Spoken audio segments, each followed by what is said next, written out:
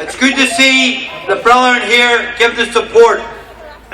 May I say, we are told we're losing support. Well, I don't know. It seems good today to me. Yeah. I'd like also to welcome the Deputy County Grand Master of Ireland, Brother Alistair Smith. Now, he's from Limavady.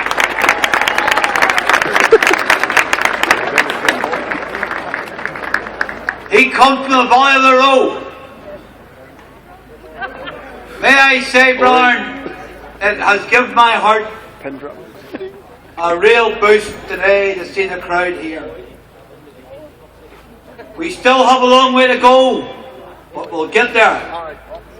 I'm not taking the advice of Martin McGuinness, who for 30-odd years, his cohorts tried to bomb this city into submission.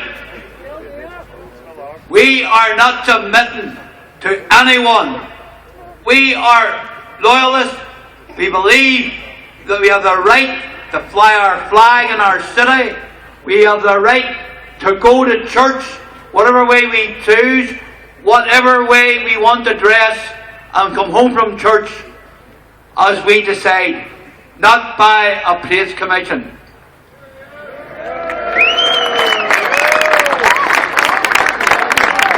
It's on British. They create laws just to suit themselves. That is on British. It's bad law. It's obnoxious law.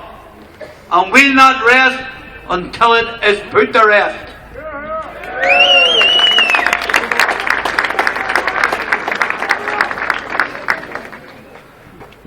How about this, as I say, Brother Dudley? He has been the victim of hate crime. That with murder, painted on his wall, and when the police came, they investigated it. They're still investigating it. The only comfort he had was, they said they went and spoke to the Republicans in Korea, and they said they didn't do it.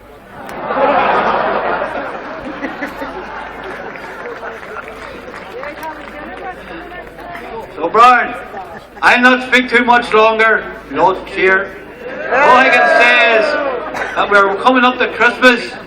There'll still be parades here over the next lot of weeks.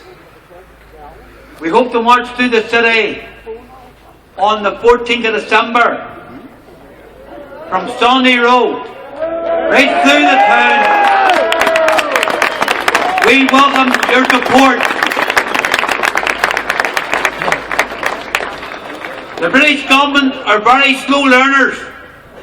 Last week, number 6 district marched through the town.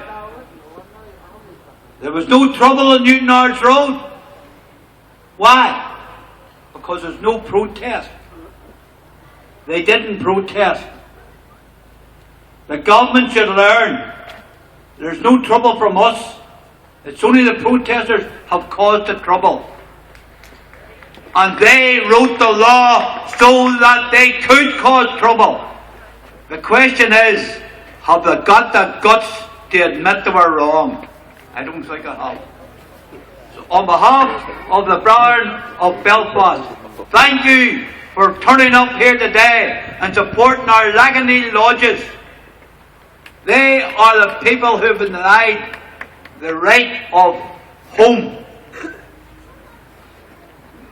We'll still be here until they do get home. Yeah.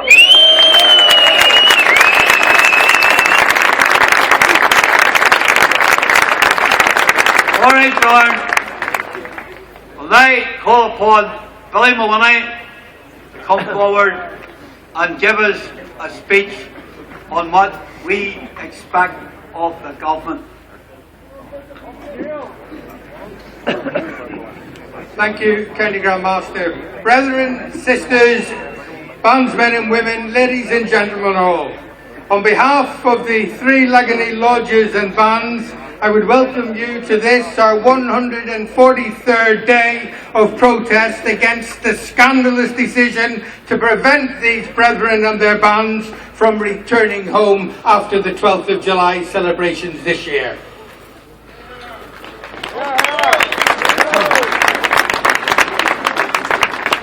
Our theme for today's address from the Orange perspective is Ulster, the land that we love so well. The County Grand Master thanked and congratulated the flag protesting group, and it is great to see you here today. And there seemed to be a lot of people worried about your safety. They thought there would be trouble, from the Secretary of State right down to the shopkeepers, telling us all how terrible it was going to be in Belfast city centre. But of course, there was no trouble. And the clue for all of them is in the name: Protestant Peaceful Protest. So we congratulate you on a peaceful and dignified parade, and especially welcome you here today to our regular Saturday protest parade. You in the bands fraternity, in the Orange fraternity, and in the general community have all been receiving a lot of advice lately about what you shouldn't do. The Secretary of State said that your parade shouldn't really be taking place, and she wished that was the case. Well, Secretary of State, once again, we have a message for you. We wish that your Parades Commission hadn't been responsible for some of the most vindictive and illogical decisions that have ever been made here regarding parading in Northern Ireland. Decisions that have totally ignored the human rights of the Protestant people. Decisions that have been made to appease Republicans and the IRA. Decisions that have criminalised decent people, Protestant people, young and old, who are now in the criminal justice system and whose only crime was loyalty. People who are prepared to appear before the courts. People who are prepared to be punished, right up to and sadly including incarceration. People so passionate about our country, they are prepared to do this, prepared to stand night after night at WOODVALE, prepared to come here week after week to WOODVALE to passively and peacefully protest against these injustices being foisted upon us. Whilst preparing for this address today, I was listening to a CD that won't surprise you to know was titled The Ulster Division. And whilst reflecting on that, one line came home to me that represents all of us here today, and it means just what we are. And that line is simply, "My Ulster, I do this for you."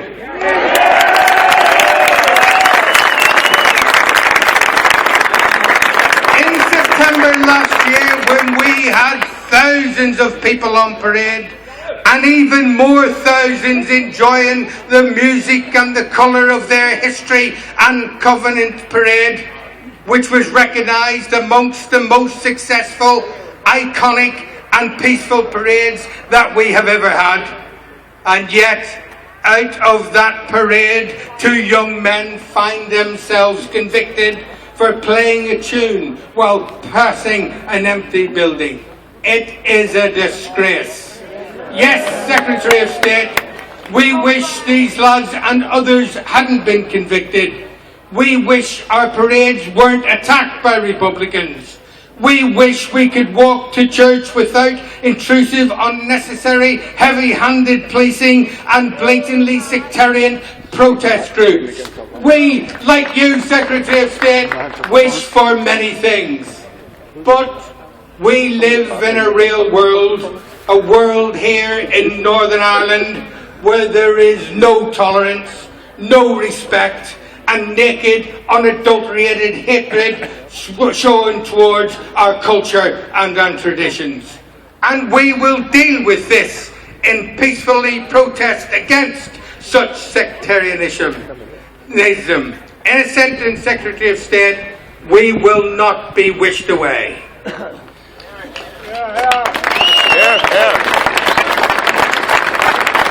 We don't need to be lectured by the Secretary of State, the Irish News, Martin McGuinness, or indeed anybody else about what damage and the cost our protests cause.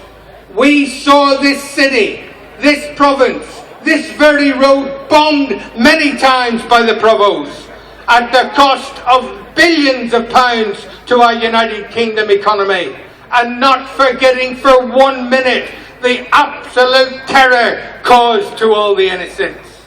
We saw our people maimed and murdered by those, or at least the cohorts of those, who are now lavishing in Stormont, administrating British rule.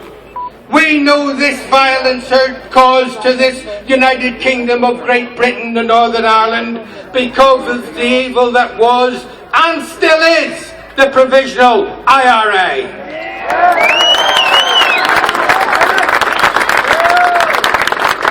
Because we experienced all this firsthand here in our beloved Ulster, we can tell you that we love this country. That's why our protests are peaceful. It's because of the country we love that we are protesting. Republicans did not terrorise us into a United Ireland. Nationalists will not vote us into a United Ireland. And we will not stand by and see our history and our culture undermined. And importantly, the proud displays of our Britishness removed. And why will we do this? Put quite simply, because we are not just Protestants, we are not just Unionists, we are not just Loyalists, but we are Ulster!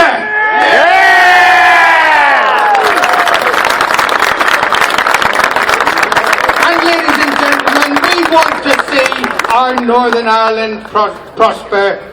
We want to see tourists flocking to our lovely country. We want our shops to do well. We, in fact, want to live together in this shared and equal society with all those who would claim and who indeed are our neighbours.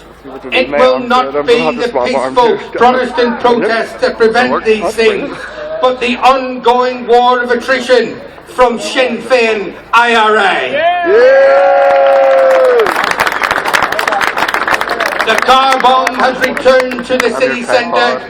The bomb scare is again an almost daily occurrence. Incendiary bombs have been planted. Unionists and loyalists are being advised that they are being targeted and de facto under death threat from dissident Republicans.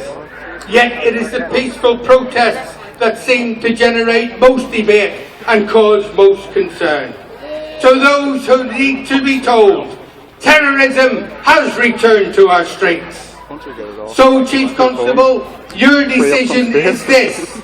Keep your detectives and all your uniformed officers tying up identified who was playing a flute or who was peacefully protesting or seeking or go and seek out those who are the enemies of Ulster, those who are trying to bring down this state.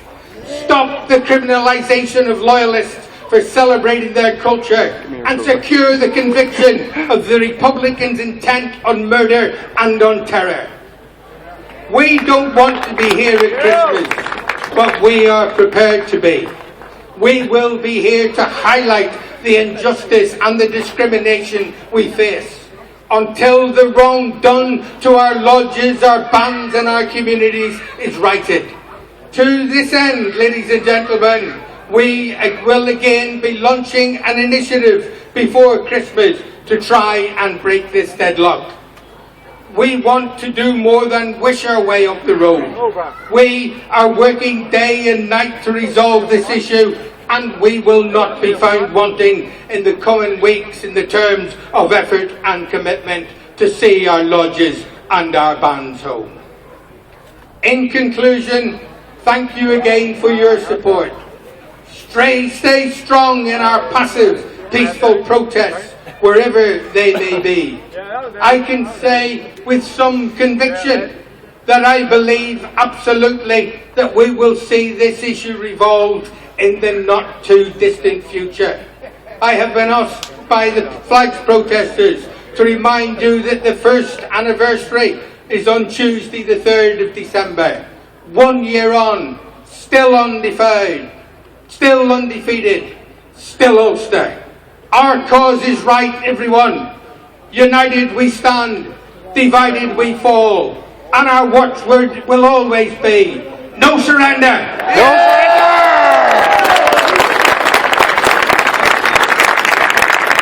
surrender!